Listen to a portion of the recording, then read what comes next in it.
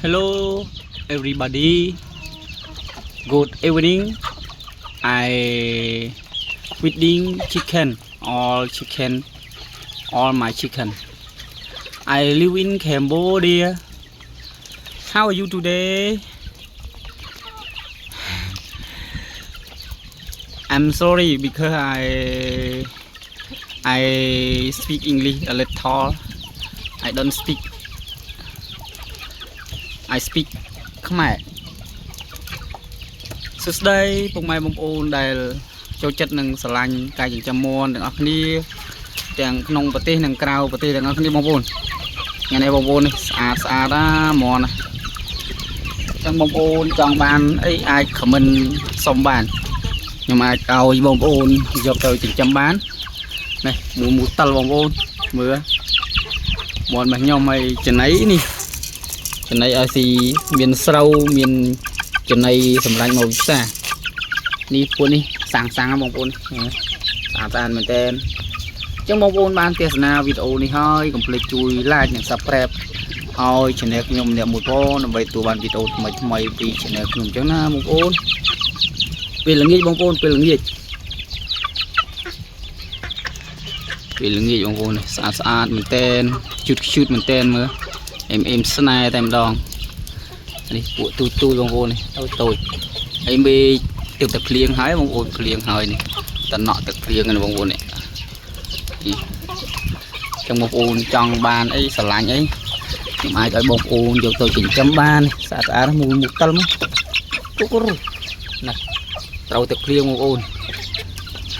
ហើយអត់មានរូមទេមាត់ទន់អស់ធំនេះស្អាតហើយកំពុងតែដាក់ចំណីឲ្យស៊ីហើយចំណីគឺអត់មានអីឲ្យពិសេសទេគឺចំណីនេះបងប្អូនចំណីមានស្រូវមានអីឲ្យវាស៊ីអញ្ចឹងបងប្អូនមានស្រូវមានចំណីមាន់ពងហើយនឹងចំណីមាន់សាច់អញ្ចឹងលក្ខណៈគ្រួសារទេអត់មានអីប្លែកទេ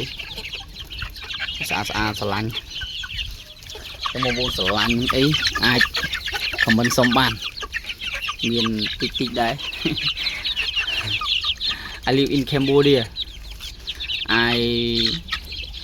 I love my chicken. I love all my chicken. I don't speak English because I live in Cambodia. In Khmer បងប្អូនគាត់ប្រទេសខ្មែរបងប្អូនគាត់ប្រទេសខ្មែរអូស្អាតណាស់មើលមុខតល Wow. Good morning. Good evening បងប្អូន Good evening ជូតមែនតើ Hello everybody ស្អាតមែនតើមើលទៅបងប្អូនសឈូស